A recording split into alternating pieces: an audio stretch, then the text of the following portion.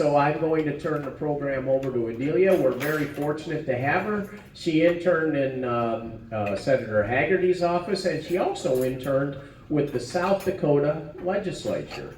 So because Adelia is a wonderful young person, she's a writer for the Tennessee Conservative News, and we want to engage the youth. So she's going to help us, tell us how we can get young conservatives engaged in the political process. So let's have a nice warm welcome for Adelia. She brought her mom along to work the PowerPoint presentation, and thank you for coming. She came all the way from Middle Tennessee to be with us this morning. Adelia, thank you again for being here. Thank you all for having me. It's nice to see such a big group of people show up for something like this because, you see, I'm quite new to rural living. My family moved out to Hurricane Mills, Tennessee, which is a little bit past Dixon, last year, beginning of last year. So before that, I always lived in the suburbs, and now we are living where there is like nobody. There's not even this group of people. So it's a little bit of an adjustment, but yeah. All right. So good morning. Good morning. I love that. Okay. I feel so important. My name is Adelia Kirchner. First name is Hebrew, last name is German. Pretty sure that was an unintentional combination, but the end result is amusing either way. Unless it's not, don't pay too much attention to that. When I was in middle school, I read a fictional book series where the main character got her psychology degree and became a school counselor. And so, being the young, impressionable child that I was, I declared to my homeschooling mother that I was also going to be a school counselor when I grew up. When I was 14, a man in conversation with my father asked what I wanted to go to school for. And when I said sociology and psychology, so I could be a school counselor because they always need more of those, he said I should probably pick something that makes more money. Fast forward into my adult life, and I'm standing here thinking about how that same man's head would probably explode if I said I ended up majoring in English, with the focus in creative writing, and that I actually dropped out of school midway through my junior year. In fact, he'd probably have an aneurysm if I told him my dreams have changed, and I just want to meet a good guy, get married, have a bunch of kids, and homeschool them in a country where I still have the freedom to do so.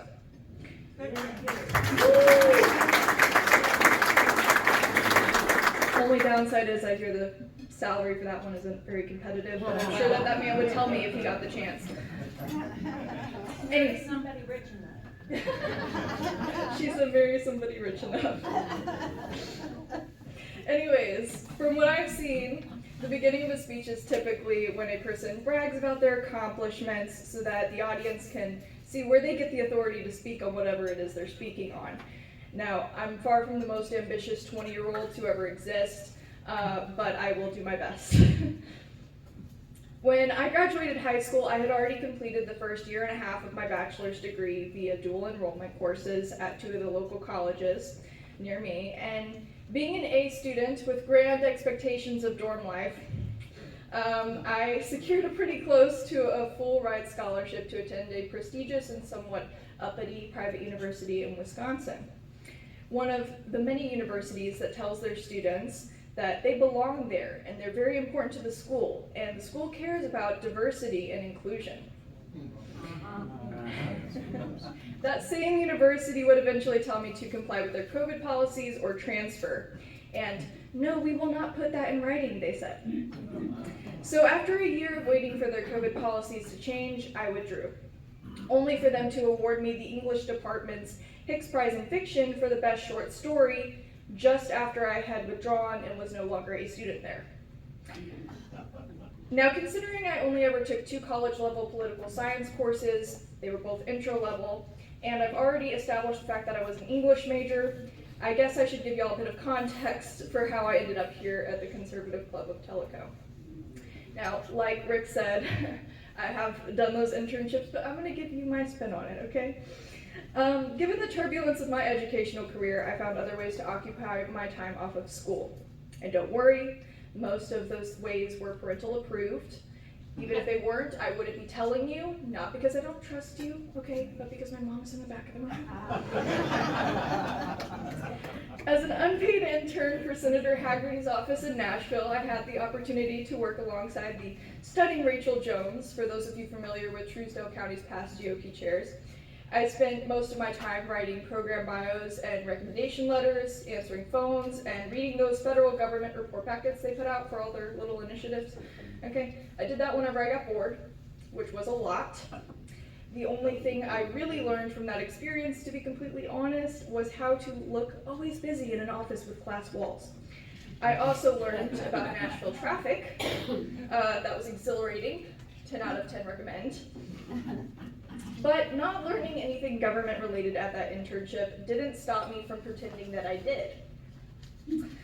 And somehow I ended up with a paid internship working for the House Appropriations Chair, Chris Carr, in South Dakota during last year's legislative session. The Budget Committee, man, again, English major. Some people ask why I didn't just intern at the Tennessee Capitol, so to get that out of the way, I didn't even think about it, because at the time I wasn't a permanent resident of Tennessee. I did grow up here, but I spent most of my high school in Texas. I also liked what Governor Kristi Noem was saying out there, so I applied to their internship program, and that was that. There's a picture of me with her up there. Isn't that crazy? So exciting. Beautiful here, South Dakota. Yes, very much so. The sunsets in South Dakota are amazing. My mom was probably very jealous of that. I'm a hands-on learner, okay? So, no, I did not study the glossary before showing up to my first day at the Capitol. And when it was time to head to caucus, I followed the crowd and hoped for the best because I had no idea what that meant. Turned out it was just a secret Republican meeting, but, you know, whatever. I learned so much during the 3 months of South Dakota's legislative session, and I like to put it this way. Okay, when I first got there, I had to go to the fiscal staff, all the financially knowledgeable people, right? And I had to ask them questions that the representatives sent me with. And then I had to come back to the representatives and tell them what the fiscal staff said. And for the first couple weeks, everything they said to me was gibberish, absolute and utter complete gibberish. But by the time I left South Dakota, I could listen to what a fiscal staff member said to me and turn around and explain it in my own words to anybody. And that felt good. I had a brand new set of eyes to view politics through. I finally had a hands-on grasp of what the legislative process was like. And towards the end of last year, I decided to start a podcast in order to share my views as a young conservative. And finally, in January of this year, I was able to really blend my love of writing with my interest in government and politics, because I began writing quite regularly for the Tennessee Conservative, where I have had the pleasure of aligning myself with the likes of Brandon Lewis, who I'm sure you are decently acquainted with at this point. Now, I was asked to speak today on how to grow and engage young conservatives and what issues are the most important to us. And my first thought when contemplating what I had to say on the subject was something along the lines of, well, it's all kind of subjective, isn't it? Not only is each young conservative unique with different thought processes and lifestyles and stances on certain issues, but I don't even know what's considered young. I mean, I think young people and I think college and high school students. My mom thinks young people and she probably thinks people under 30. My grandpa thinks young people and he probably thinks people under 50, you know? So I don't know what each of you classifies as young, but from interactions with what I consider to be young conservatives, some of the most often discussed ideas are those, or ideas and issues at least, are those that affect us on a daily basis, okay? The K through 12 education issues, higher education issues, the economic state of our country, the gender identity ideology, okay, the race ideology. We're constantly having certain things shoved down our throats, so that's constantly a topic of discussion. It's constantly an issue we're having to address in our lives. Now, I've met people, young people, who vote Republican, who believe abortion should be legal. I've met young people who vote Republican, who think that we should ban fracking without any, replacement plan. I've met young people who vote Republican who don't see the problems behind made-up pronouns. I've also met young people who vote Republican who believe the exact opposite, and those who believe somewhere in between. Just because someone is Republican or votes Republican, as I'm sure you all know, it does not mean that they hold conservative values. They may be libertarian, or someone who a couple decades ago would have called themselves a liberal, but now the left has gone so far progressive they can't even begin to fathom that. And sometimes it's just somebody who's Republican who's been bought out, right? And just because someone is conservative, it doesn't mean that they vote. But if they do, they would probably vote Republican, because, you know, the whole lesser of two evils thing, right? This is where me labeling myself a conservative comes in. I don't walk around calling myself a Republican, because the Republican Party, the GOP, usually doesn't line up with my interests unless they pick up conservative values for a hot second. Okay? If a Republican candidate runs on a conservative platform, then of course I'm going to vote for them. But that doesn't make me a Republican. So I think it's important to differentiate between the two. Whether or not you think there's a difference, this is how I see it. Republicans stand behind the GOP and don't necessarily hold on to conservative values. And conservatives stand behind conservative values, and in politics that often translates into voting for GOP members and supporting some GOP policy. Now, if you don't get what I'm getting at here, a good example I think would be Senator Paul Bailey's attitude towards one of Senator Janice Bolling's vaccine bills this year. Senator Bolling took a conservative stance and brought forward a bill to keep employers from requiring their employees be vaccinated. And Senator Bailey not only took issue with that, but voted against it, taking a Republican stance because he did not like how it would limit him and other private business owners. And it's like, okay, I see both sides of the coin, but one is certainly a more conservative stance, right? Having made this distinction though, I didn't call myself conservative until right around when I turned 18. I was into politics as a child, consumed a lot of right-leaning commentary, living in the South and having access to FM radio. Point is, I knew I didn't really care for the left. I knew I didn't care for some of the things that Obama did during his terms, but whenever anybody asked me if I was Democrat or Republican, I would say that my parents usually voted Republican, and that I usually agreed with them. I think the truth was that I didn't like the provocative side of politics. I didn't like the division. What I've come to realize, though, is that you could almost say political division in the U.S. kind of rests on one of those, like, XY axis thingies, you know? You know what I'm talking about. I don't do math. You know what I'm talking about. You almost have to choose which kind of division you prefer, okay? That's what I'm getting at. Because you either choose provocative politics, and the divide is between left and right, or you choose diplomatic politics, and the divide kind of falls between generations. Either the college Republicans over in Jefferson City host an affirmative action bake sale where the older right-leaning folks show up and they all bond over how funny it is and how it's a real stick it to the left type of moment, because it is. Or you have a situation where the college Republicans are pretty well liked by their Democratic colleagues, okay? They all get along, they all hang out, they all have friendly debates, and they hardly ever, come at each other. In that case, the younger right-leaning people and the older right-leaning people, they aren't getting the opportunity to connect there.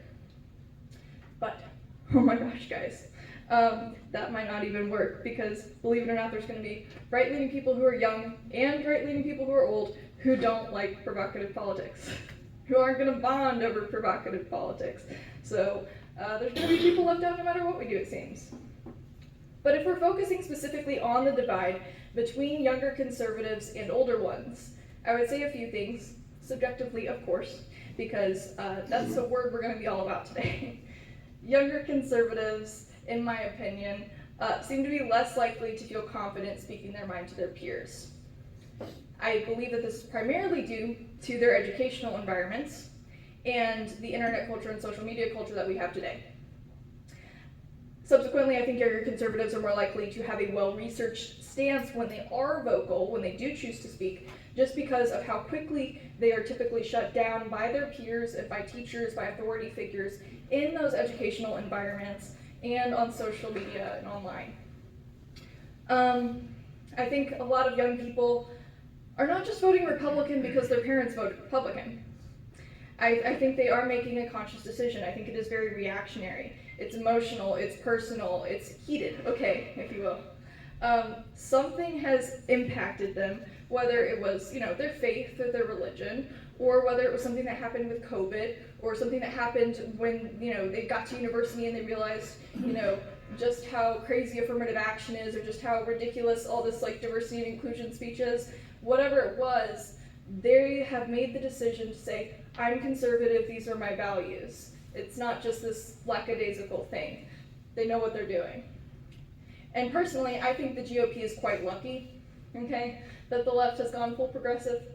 Establishment Republicans are lucky to have virtually any young people on their side, because really neither party as a whole fought for our freedom over the last few years. With the exception of some real conservatives on the right.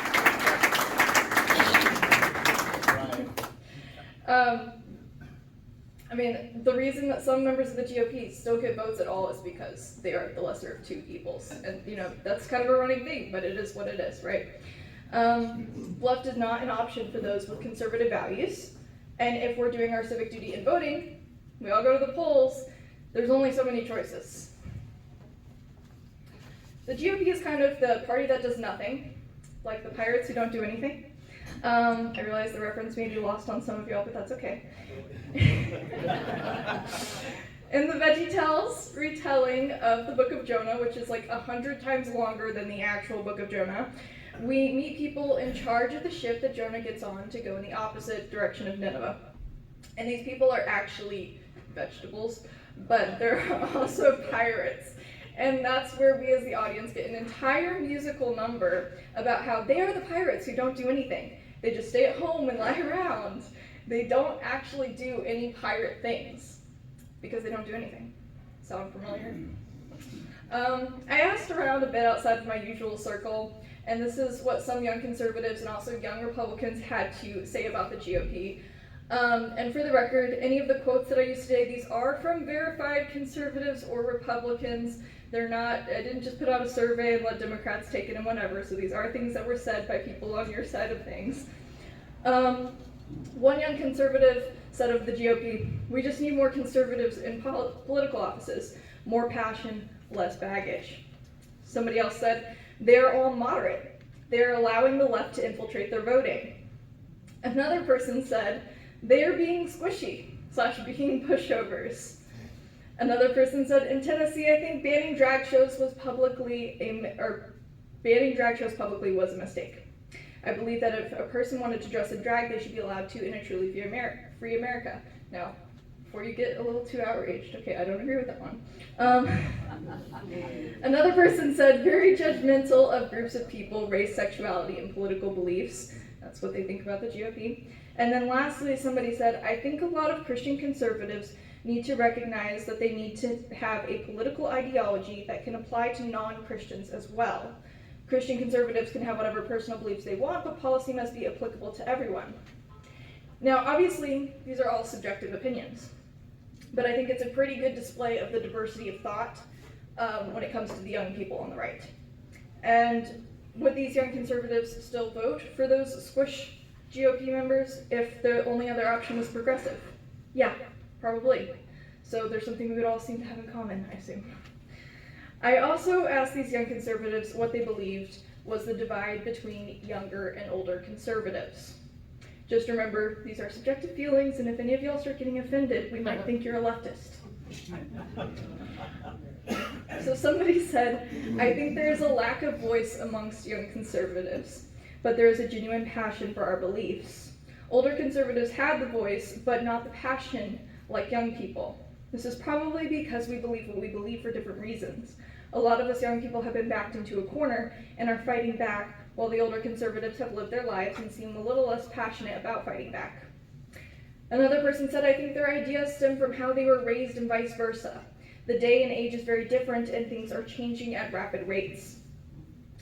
Another person said, in my experience, older conservatives are often more brash or harsh, probably due to just not giving a crap with age.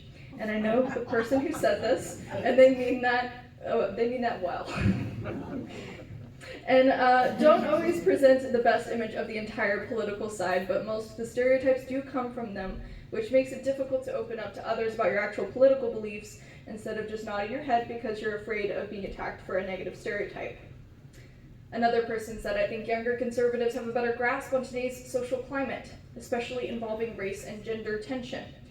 That one is probably because we are in the education systems having it shoved down our throats almost every single day. Another person said, I think old conservatives are too judgmental and hateful with their opinions, and I think that they're right no matter what, while young conservatives actually think out their issues and try to work with liberals to talk things out logically. Just depends on who you are. I've seen young conservatives act the same way. Somebody else said, younger conservatives are more privy to the info being shoved in our faces. There you go. And another person said, younger conservatives are more familiar with the issues of our time, example, LGBTQ issues. I also think that older conservatives bring Christianity into it much more. We also have pretty much lost hope at this point. I thought that one was kind of depressing, but whatever. And then the last one here says, I feel as though, yes, we do have a lot of the same ideals as older people, but we are also seeing more, such as climate change and how the earth is changing. While we are seeing this, most older conservatives are not. Again, these are all subjective, based off of each person's personal experiences. But now that we've touched a bit on where the divide might be between younger and older conservatives, there comes the question of why. Why even put the time and the money and the energy into engaging with this younger age group? Young voters, young people who historically are not reliable conservative voters. Okay, why even attempt it when older voters consistently turn out at the polls and vote Republican at higher rates? Why bother when young conservatives seem to believe that there is such a gigantic difference between them and you guys? Well, I think the short answer is death. Not enough of you laughed at that, which makes me nervous. We're all going to die, right? Okay, and if a person believes in a movement, okay, a set of values, certain traits of a country, why wouldn't they want to pass that belief on so that it continues to survive after they are gone? There's your answer why. Okay? Now, before I tell you how to engage young conservatives, I'm going to keep you all waiting.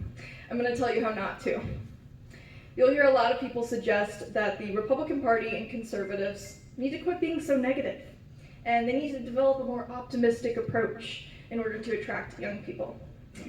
This is just a personal preference. I think that's really stupid. I don't like positivity that much. I think realism is the way to go, but that's just me.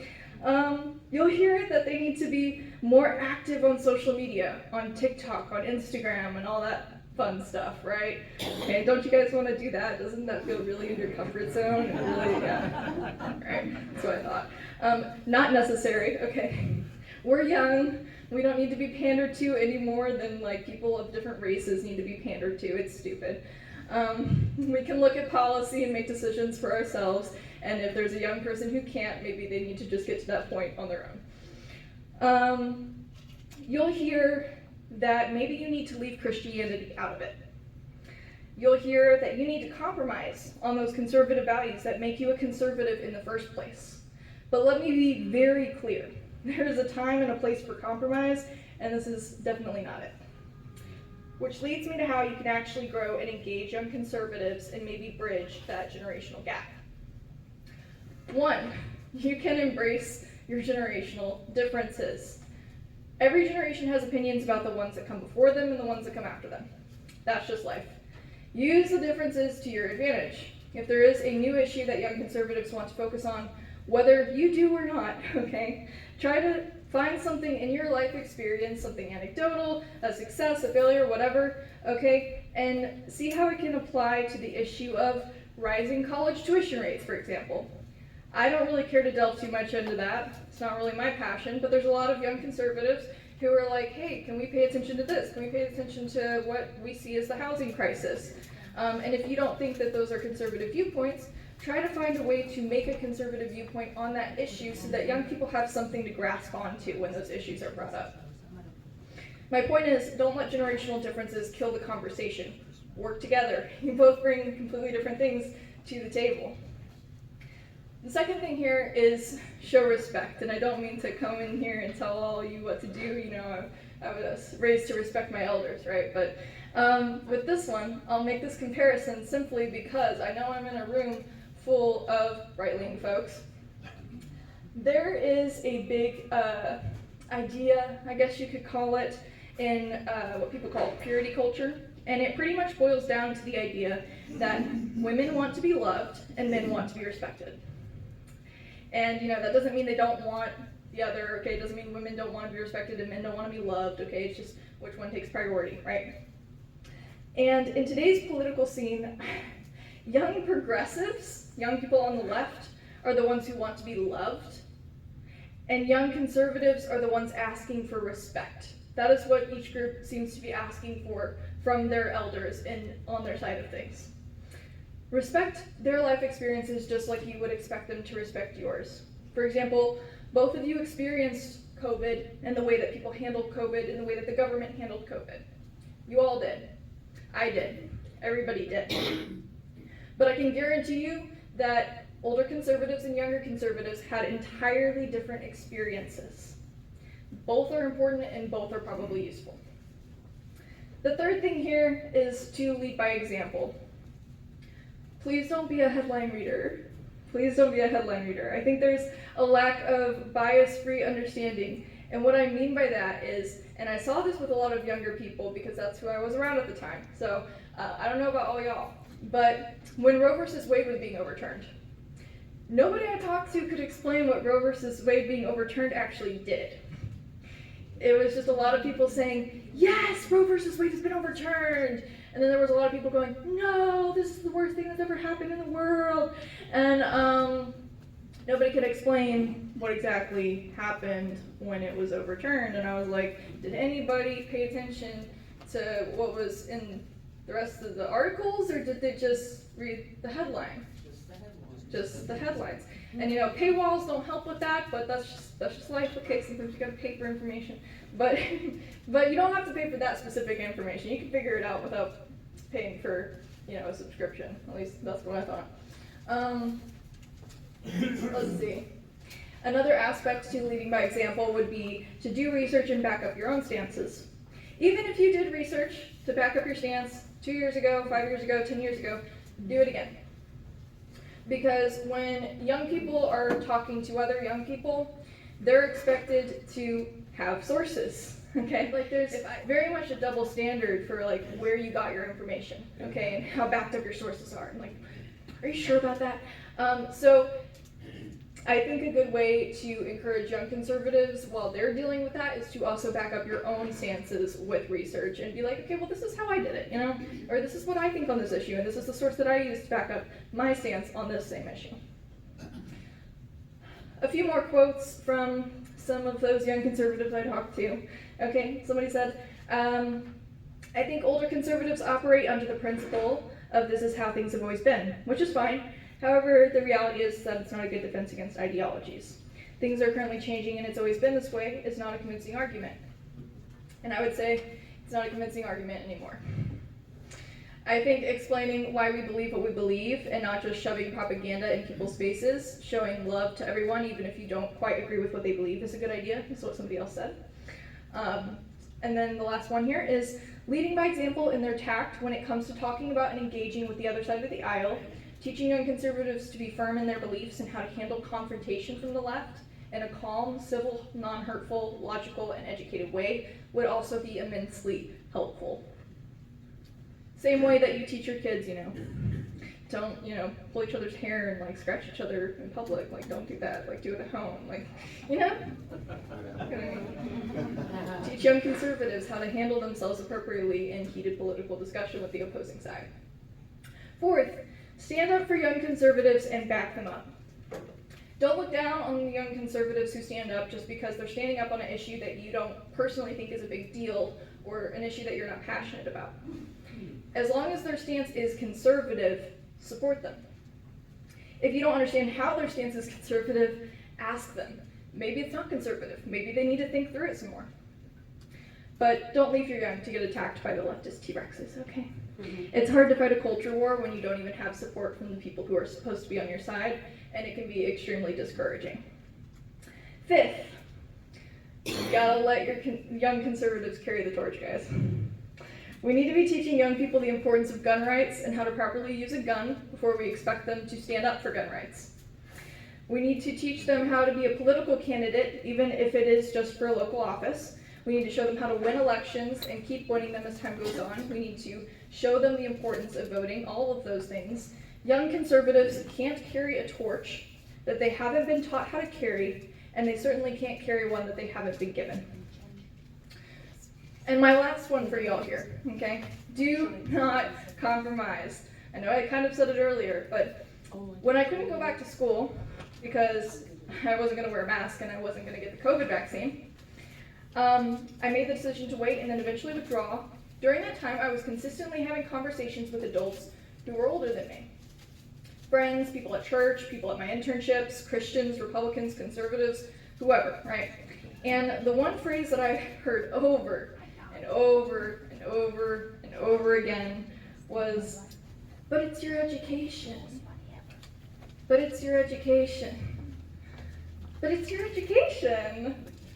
And you know what? I wasn't willing to sacrifice my morals and values, and honestly my freedom and religious conviction, for a college education. And it was extremely isolating to be told by people that were supposed to be on my side that, you know, maybe I was just taking it a little bit too seriously. Maybe it wasn't that big of a deal. And then another phrase that comes to mind from these conversations was, compromise isn't a dirty word. You know who that was said to me by? A Democrat. Well, you know what? Sometimes compromise is a dirty word, okay? So please do not compromise. Don't do it, man, okay? Don't compromise on your conservative values, and don't ask young conservatives to compromise on theirs. Whether that's in the name of diplomacy, career, education, doesn't matter. Don't do it, and don't tell young people to. If we keep letting things happen without fighting back, things will keep going in this direction. Sometimes sacrifice is better than compromise. Compromise, in my opinion, is for personal relationships, not morals and values. Good.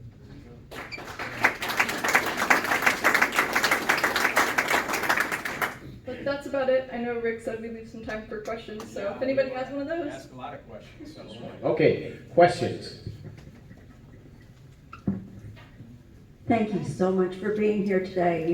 You were very well prepared, and I understood almost everything that you said.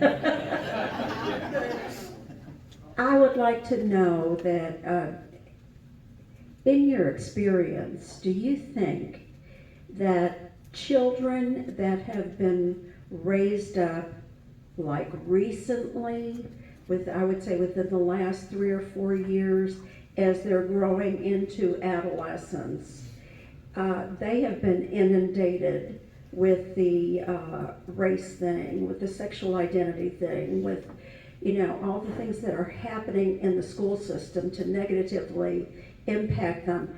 Are they more likely to turn one way or another as they get into adulthood and into adolescence?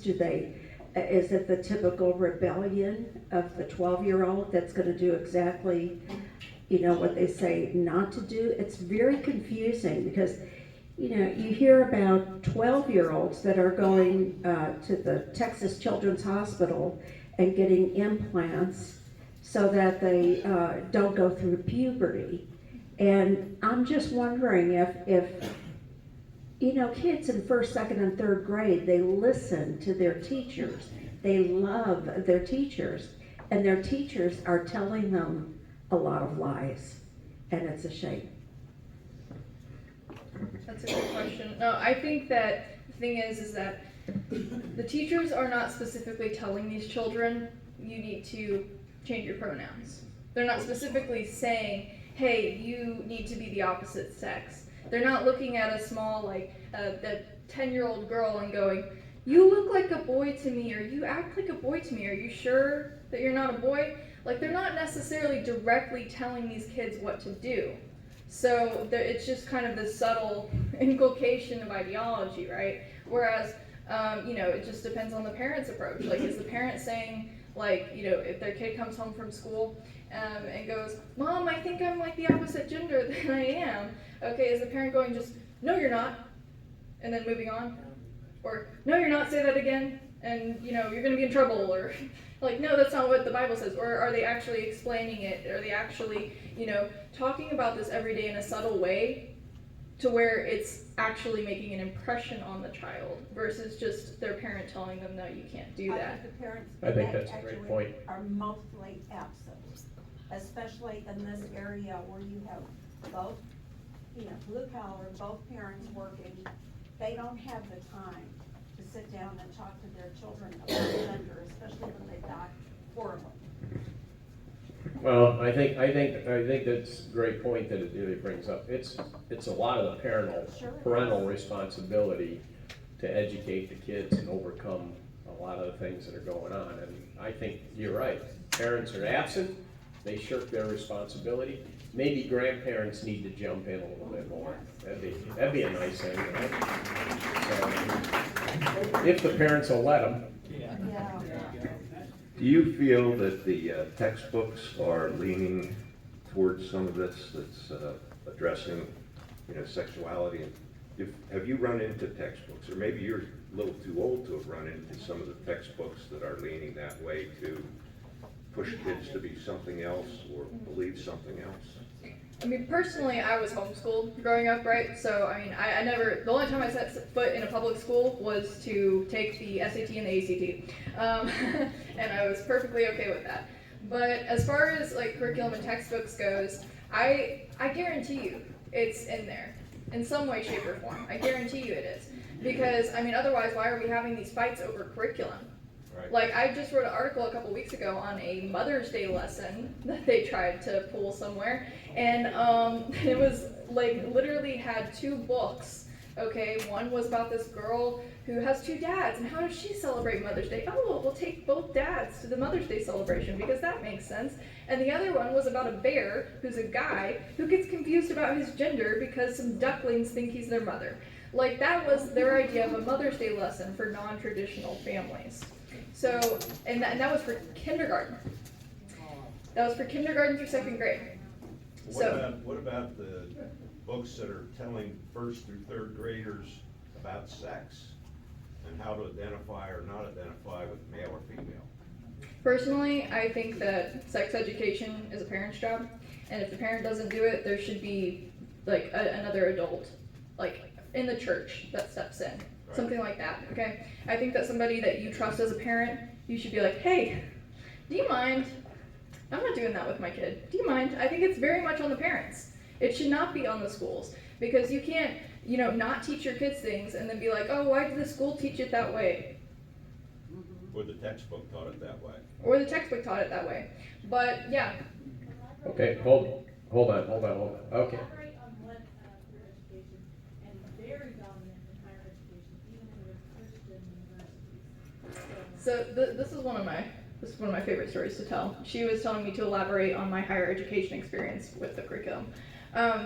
One of my favorite stories to tell, I call it the they them senior story. So pretty much, I started going to university, and I had this freshman studies course, okay, because I was required to take it, even though I'd already finished freshman year, whatever. And there are all these books, and there's all this discussion on gender and all these sorts of things. And then I took I believe it was Introduction to American Literature course, or something along those lines. And my professor was constantly trying to get us to see the gay subtext in all of the things we were reading. And I was like, okay, well, where's the gay subtext in this openly Catholic author from the 19th century? Like, where?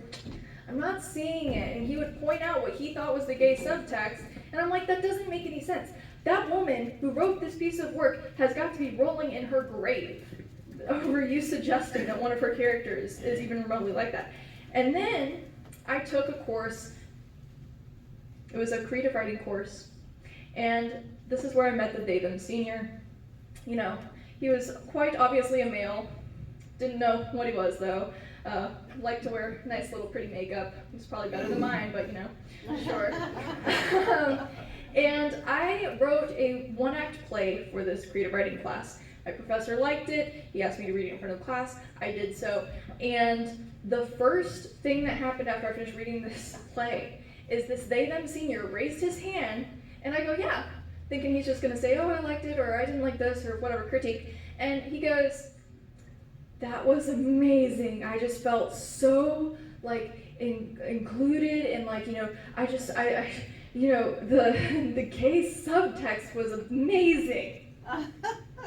And I was like, thank you.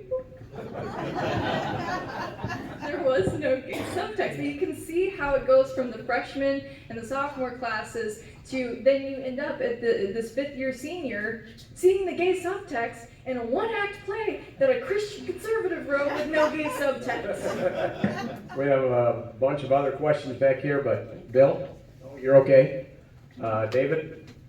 Yes, hi, we're talking about one subject matter being taught here. How about the one where you're not supposed to like white people? Oh, critical race theory. I thought you said you're not supposed to like weigh people. And I was White like, people. Yeah. White people. Figured that out.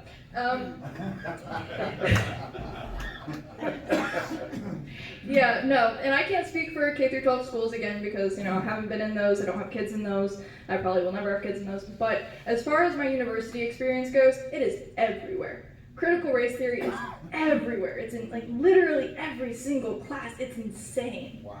It like, they find a way to put it in everything. And, you know, they'll tell you when you go study somebody like Ibram X. Kendi, who's, you know, written a lot of those types of books, right? They'll tell you in the courses where you're supposed to be studying his work or somebody else's work, they'll be like, well, we just need to study the people who, you know, came up with these ideas. We're not necessarily endorsing the ideas. And I'm like, well, you are if their ideas are part of every other course you teach. But yeah, no, it's everywhere. And they made me take a check my privilege test in a diversity and inclusion course I had to take before I started university. It was a prerequisite to my courses. All right. Yes, David. Not a question, but a reaction and a request and a suggestion. The reaction is the most important one. We have great speakers come to this all the time. And I usually walk out of here, you know, they believe in, you know, your idea of actually looking at reality, not just being positive all the time. It's easy to walk out from meetings like this discouraged. I'm gonna walk out here today with a lot more hope than I had when I walked in the room.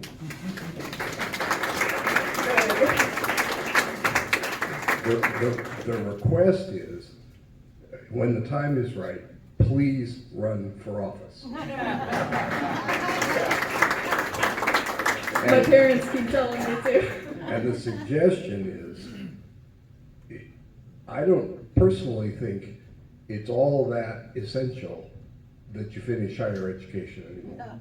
That somebody look at you and say, well, I have a degree or 6 or whatever, and you don't, doesn't mean anything anymore.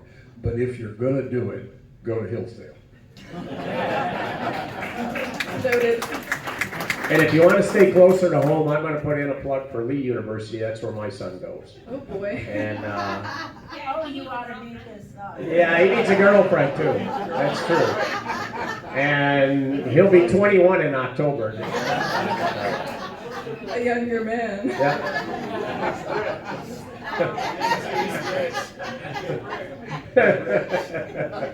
Don't bank on that. His parents are doing a good job of spending his inheritance, believe me. I think a lot of conservatives think that the way that we really messed up was by turning education over to the government. And I think by the time we realize that a lot of the young people are kind of way far gone, how do we reach young people before it's too late? How do we, before they get mowed over by all the gender ideology and the critical race theory, how do we reach them and explain to them the Constitution and show them a repeatable history of government creating problems and then convincing people they can solve them? How do we reach young people, I guess, is the question. Get them when they're a toddler. She said get them when they're a toddler. Well, yeah, no, the easiest thing, like, to, implement is just to be involved in the lives of the children that you know, and in the lives of your grandchildren and great-grandchildren and so on and so forth, right? But my honest opinion, homeschool. Okay, people should be homeschooling their kids, and I know that that's not necessarily realistic, and there's a million reasons why you can't and a million reasons why you won't, and I get it, there's some people who aren't cut out for it, but if your goal is to protect your children, homeschooling is the best option. That is the way to do it. Government schools were a screw up. Everybody who thinks that is correct. And, you know, if you don't personally have kids to homeschool anymore, I think that the best thing that you can do is figure out where your local homeschool community is and figure out what resources they need. Because I'll tell you this right now, things have changed a lot in the homeschooling community since COVID, because a lot of public schools started homeschooling. So it's drastically more secular. So I think that finding people you know who homeschool, people who've been homeschooling for decades, okay, and see what they think should be done for children's education. I hear that students are leaving the public schools in droves, and they're going to Christian schools, they're going to private schools, and they're homeschooling. I think homeschooling is on the upswing a lot, right? There's a big expansion of that. As there should be. As there should be, that's right. Well, thank you so much for being with us again. Thank you. If you decide to continue your education, if you don't, God bless you. We want you to run. So come back and we'll help you raise money when you decide to run and whatever you're going to run for.